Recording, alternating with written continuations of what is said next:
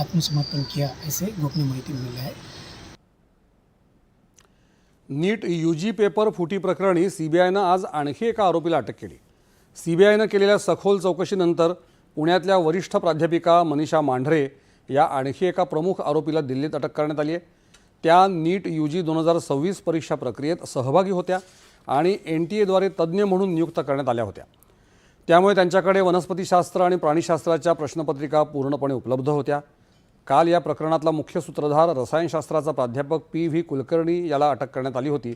या प्रकरणात आतापर्यंत दिल्ली, जयपूर, गुरुग्राम, नाशिक, पुणे आणि अहिल्यानगरमधून 9 आरोपींना अटक करण्यात आली आहे। दिल्लीतल्या राऊस एव्हेन्यू न्यायालयानं आज PV कुलकर्णी आणि अन्य आरोपी मनीषा वाघमारेला 10 दिवसांची CBI कोठडी सुनावली आहे।